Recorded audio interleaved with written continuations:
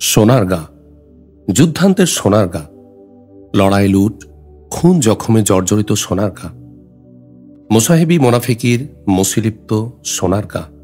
রণাঙ্গনের তুর্যনাদ স্তব্ধ হয়ে গেলেও কলরব কোলাহলের প্রতিষ্ঠিত প্রবাহ মাঝে তখন সেখানে কোনো স্থবিরতা আসেনি।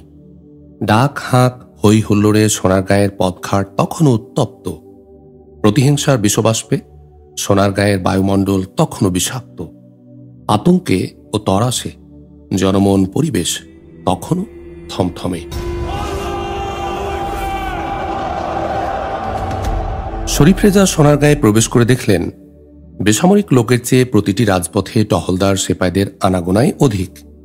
প্রতিটি রাজপথের আদি থেকে অন্ত তক সর্বত্রই বল্লমধারী সেপাইরা হল্লা করে ফিরছে, আর করার কিছু না থাকায় পরস্পরের উদ্দেশ্যে অহেতুক গালমন্দ আর হাঁকাহাঁকি করছে। সাধারণ লোকের মন মানসিকতার মধ্যেও আচমক এক পরিবর্তন লক্ষ্য করলেন তিনি।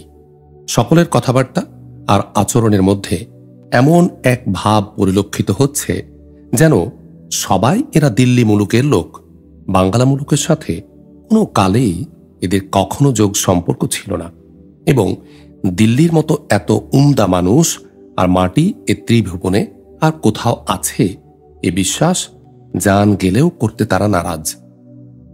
যে একান্তই বাংলার ছাপ মুছে ফেলতে পারছে না, সেও দিল্লির প্রসঙ্গ উঠলে, বিশেষ করে বাহরাম খানের নামে কথায় কথায় হাত তুলছে কপালে। শরীফ রেজা তাজ্জব হলেন।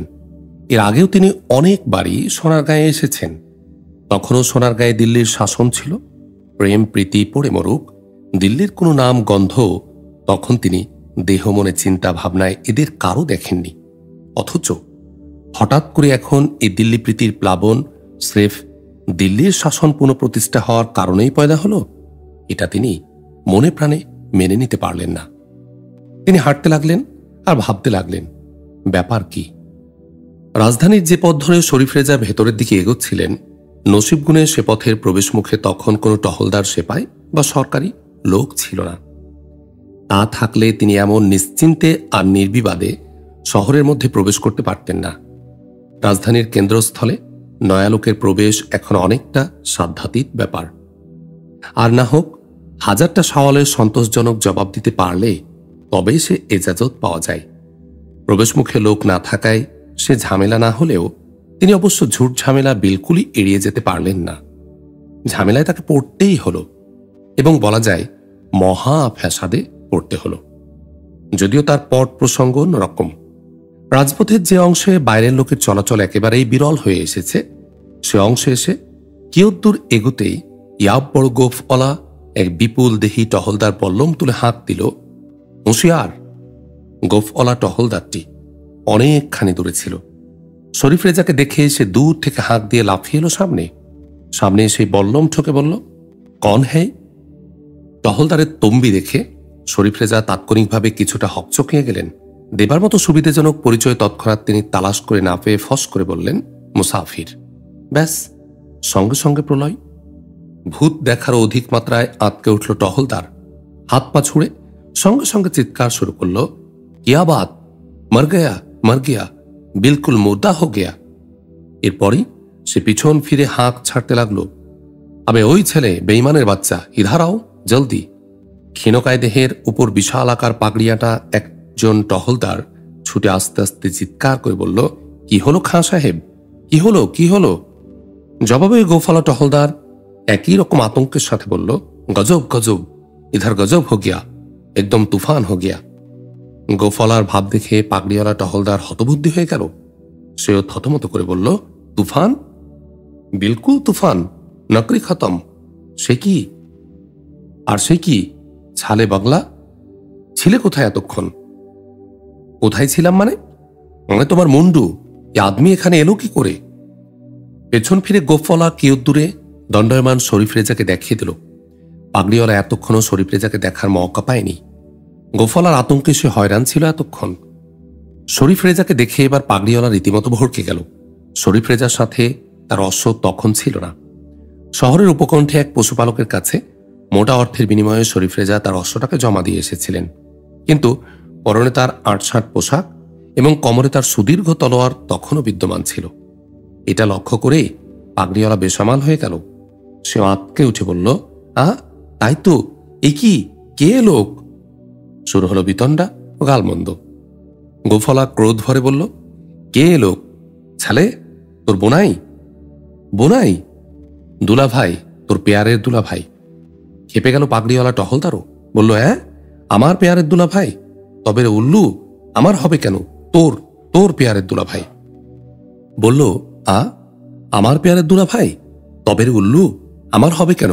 তোর তোর পেয়ারের দুলাভাই। নেহি নেহি, তোর। নির্ঘাত তোর। তোর দুলাভাই না হলে এ আদমি শহরে ঢুকলো কি করে? আব্বে ছালে, আমারও তো একই কথা, এ আদমি শহরে এলো কি করে? তোরও একই কথা? তাহলে? পাগড়িওয়ালা ভাবনায় পড়ে গেল। এরপর সে গোফলাকে আক্রমণ করে বলল, সওয়াল করে দেখ না উল্লু, এ আদমি কে? গোফলা উৎসাহ ভরে বলল, দেখেছি দেখেছি। দেখেছিস? বিলকুল দেখেছি। কি বলে? মুসাফির। সে কি মুসাফির? খাস মুসাফির। পাগড়িওয়ালা আরো বেশি ঘাবড়ে গেল। বলল, সর্বনাশ, তাহলে তো পরদেশি। এতক্ষণে গোফলার হুঁশ হল। মুসাফির মানে পরদেশি, অন্তত স্থানীয় লোক নয়। এ হুঁশ এর হতেই সে আরেক দফা আঁতকে উঠল। আঁতকে উঠে বলল, পরদেশি? স্রেফ পরদেশি নয়, পরদেশি সেপাই। সেপাই? নির্ঘাত দুশ্মন। গোফলা মাথায় হাত দিল। চোখ মুখ ফুটিয়ে তুলে সে চিৎকার শুরু করল, কিয়ামত কিয়ামত, दुश्मन लोग अंदर में आ गया, नकरी लूट हो गए, जरूर लूट हो गई। দিশার হয়ে পাগড়িওয়ালাও ক্ষণকাল হা করে চেয়ে রইল। এরপর সে কিছুটা সাহস সঞ্চয় করে গোফলাকে ধমক দিয়ে বলল, থাম শালা, হাও হাও করিস কেন? রাস্তার মাথায় কে ছিল এতক্ষণ, তাই আগে বল। ধমক খেয়ে গোফলা থমকে গেল। চিৎকার বন্ধ করে সে প্রশ্ন করল, কিয়া কাহা? সদর রাস্তার মাথায় কোন আহাম্মক ছিল? কেউ? তুই তো ছিলি। আমি? না না না, কখনো না, আমি তো এখানে। জরুর তুই ছিলি। আরে, তবু বলে তুই ছিলি? তাহলে তুই ছিলি। আমি এখন বিলকুল বুঝতে পারছি ব্যাপারটা। হাম, আলবাত তুই ছিলি। শালা উল্লু, নির্ঘাত কয়েক ছিলুমের বিপরীতে তুই রাস্তা ছেড়ে দিয়েছিস। কভি নেহি, কভি নেহি, বিলকুল তোরই এ কাজ। আমার? জরুর জরুর। ছালে পাগলা, টঙ্কা খিচেলিয়ে তুই ছালে চিমটা ফাঁক করে দিয়েছিস। টঙ্কা খিচেলিয়ে তুই ছালে চিচিমটা ফাঁক করে দিয়েছিস। এরপর উভয়ে বল্লম ঠুকে দাঁড়ালো। পাগড়িওয়ালা বলল, চুপ শালা, দিল্লির উল্লু, তোরই এ কাজ। গোফলা বলল, খামোশ ছালে বাঙ্গালার বাংলা, তোরই এ কাজ। 100 বার তোর, 500 বার তোর। খবরদার, হুঁশিয়ার। উভয়ে বল্লম তুলে ধরল। শরীফ রেজা এতক্ষণ এদের রঙ্গ দেখছিলেন। প্রথমে হকচকিয়ে গিয়ে এবং পরে অত্যন্ত মৌজের সাথে এদের এই উজবকপনা ঠাই উপভোগ করছিলেন। কিন্তু এবার তিনি সত্যি সত্যি আতঙ্কিত হয়ে উঠলেন। এদের যা বুদ্ধির বহর আর খুনোখুনিতে এখন এরা যেরকম অভ্যস্ত, তাতে কার বল্লম যে অতর্কিতে কার উদরটা ভেদ করবে তা কিছুই আন্দাজ করার উপায় নেই। শরীফ রেজা ভেবে দেখলেন, তাকে নিয়ে হঠাৎ যদি খুন করাবি হয়েই যায়, তাহলে তা তার জন্য মোটেই সুখের হবে না। হরেক রকম ফ্যাসাদ সহ তার এখানে সহজভাবে বিচরণের পথে হাজারটা বিঘ্ন এসে দাঁড়াবে। অতএব তাকে বাধ্য হয়ে এই বুদ্ধোদয়ের দ্বন্দ্বে হস্তক্ষেপ করতে হল।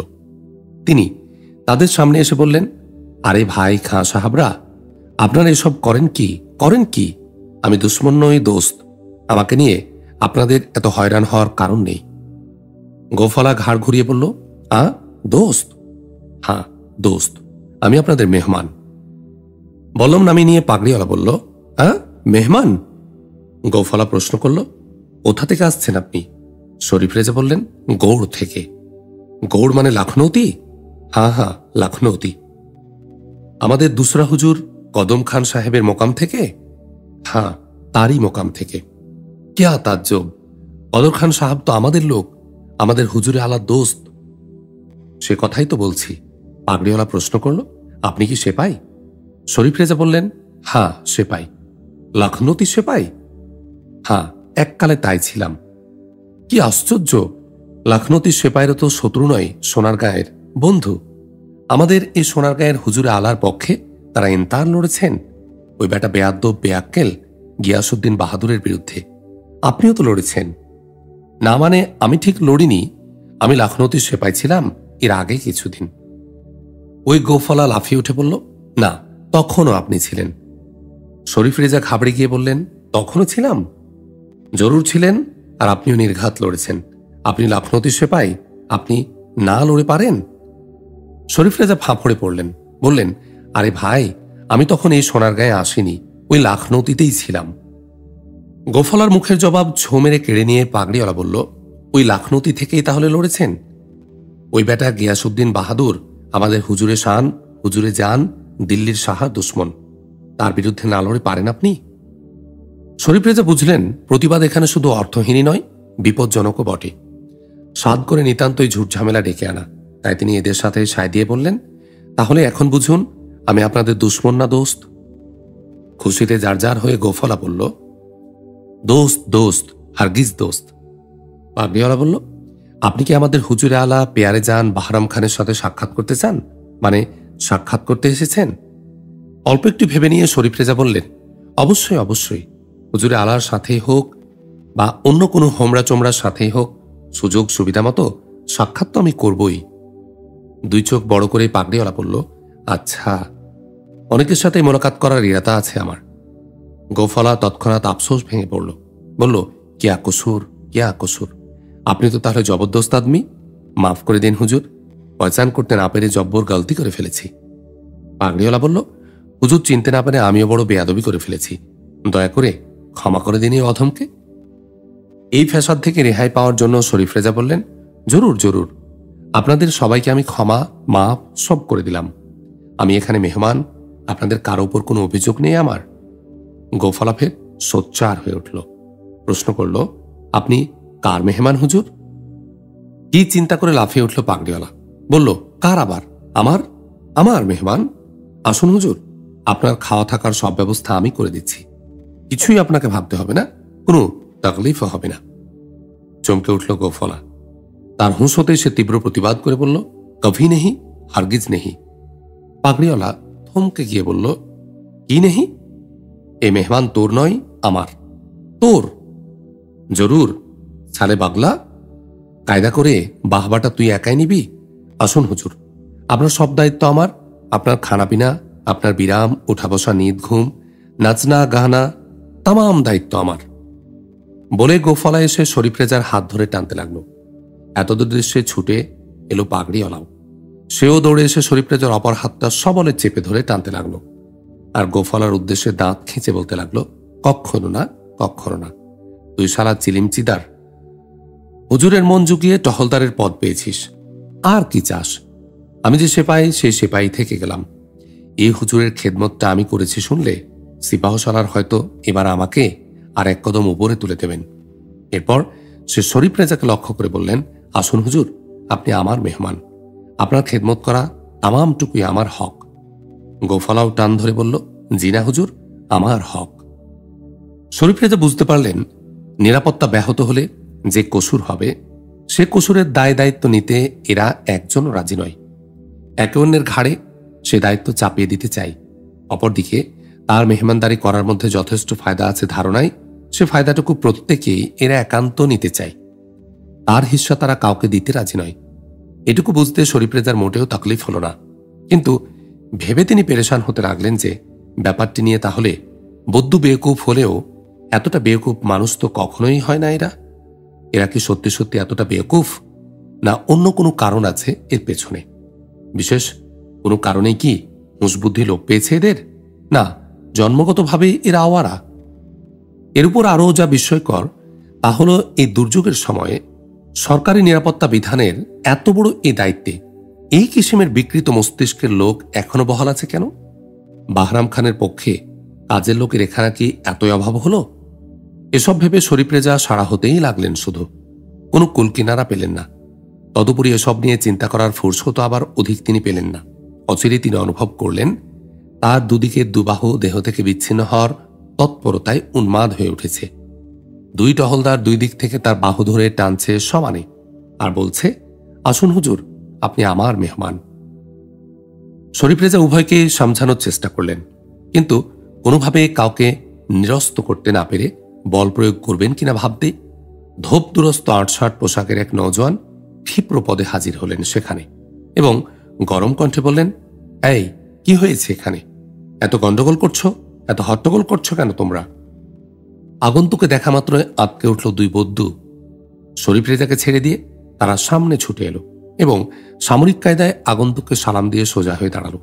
আগন্তুকের লেবাস, মেজাজ আর চেহারা দেখে শরীফ রেজা বুঝলেন নিশ্চয় ইনি একজন সেনা বিভাগের পদস্থ লোক। বদ্যুদ্বয় সালাম দিয়ে দাঁড়াতে নওজোয়ান ফের শক্ত কণ্ঠে প্রশ্ন করলেন, কি হলো, এখানে হইচই করলে কে? ভীত সন্ত্রস্ত হয়ে গোফলার প্রতি ইঙ্গিত করে পাগড়িওয়ালা শশব্যস্তে বলল, আমি না হুজুর, ও ও।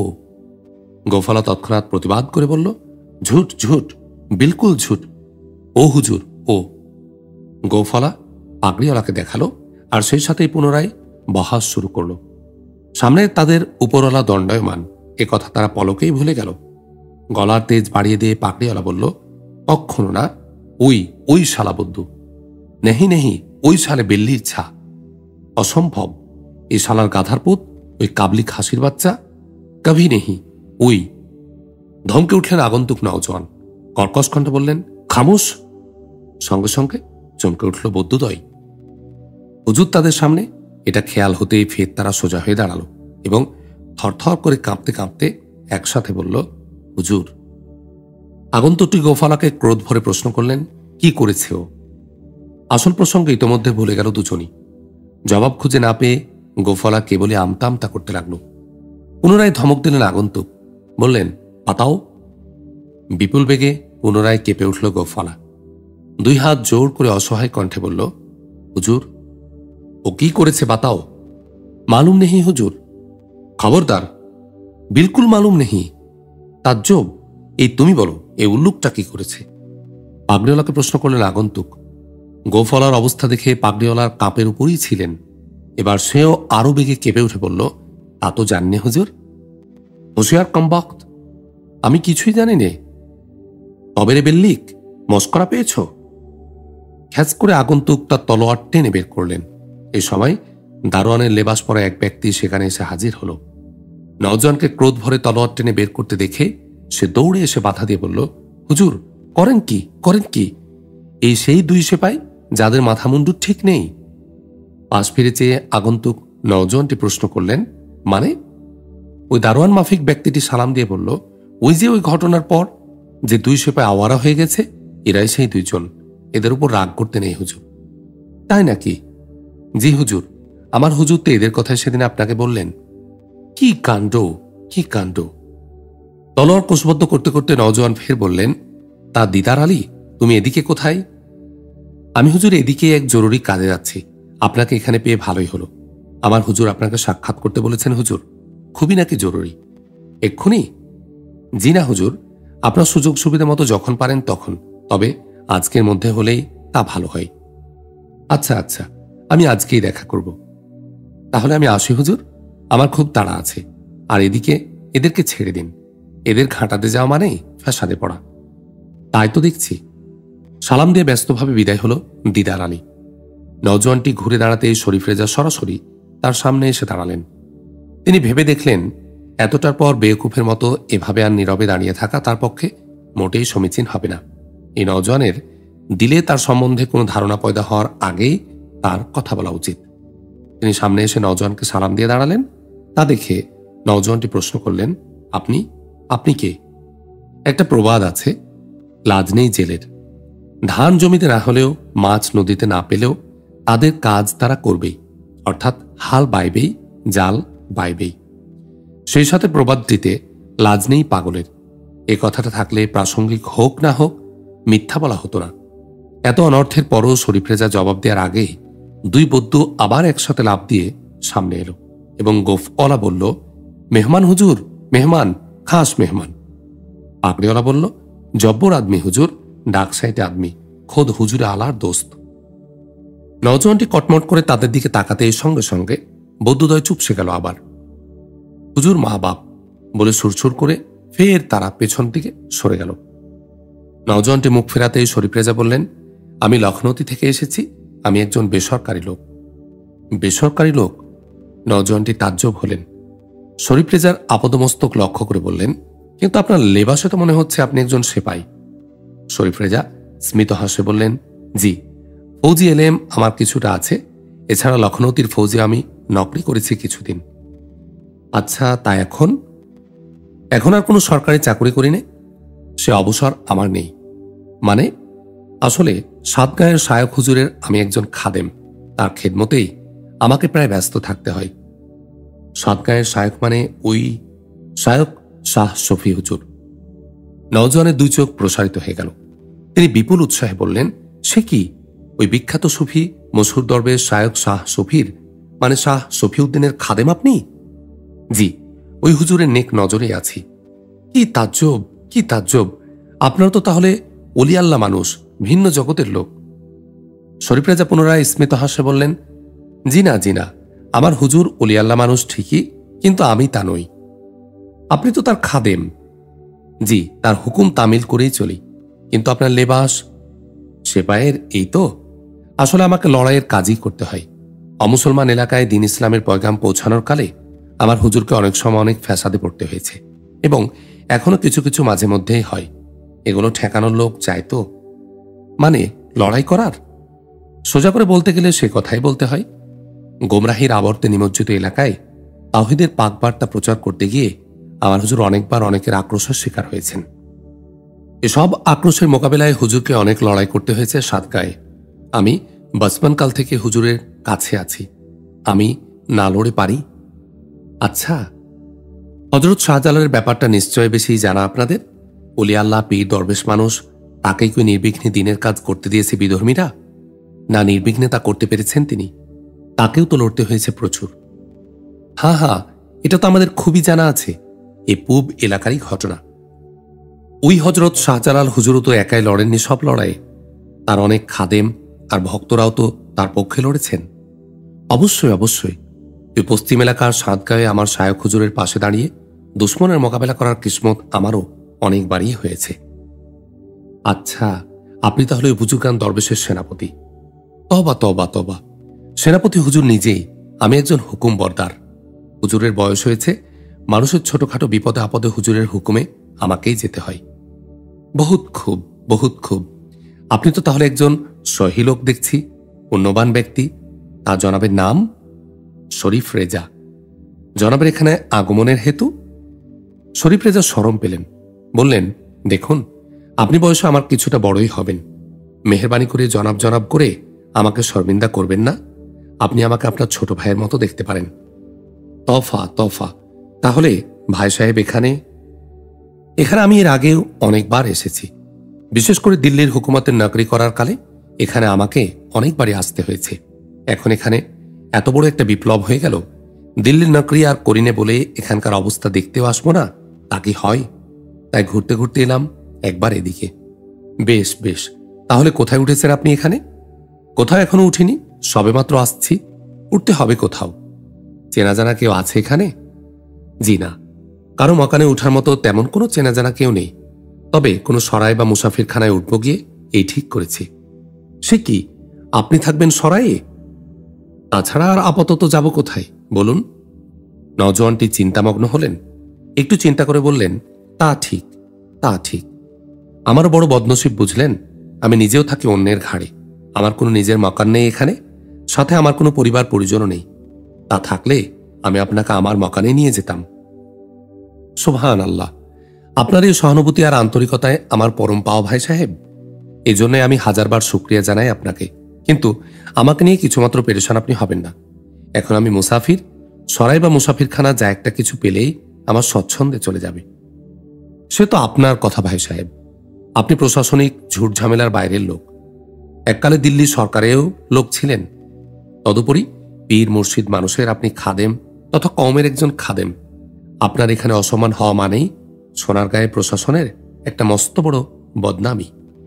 না না না না, আপনিও সবকিছু ভাববেন না। সরকারি মেহমানখানায় তিল ধারণের ঠাঁই নেই। দিল্লি থেকে আগত মেহমানখানা এখন ভর্তি।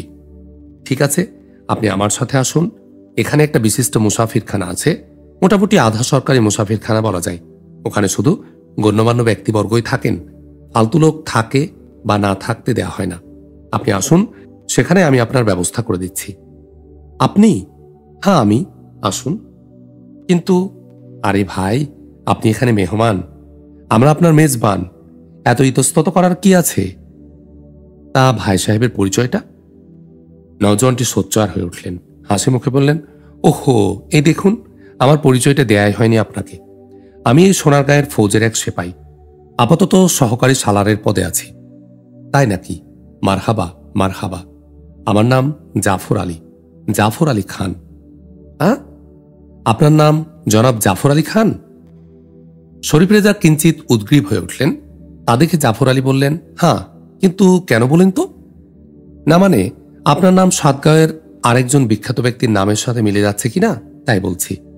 আচ্ছা, কে তিনি? তিনিও একজন ধর্মপ্রাণ ব্যক্তি, অবশ্য তার বড় পরিচয় সৈনিক হিসাবে।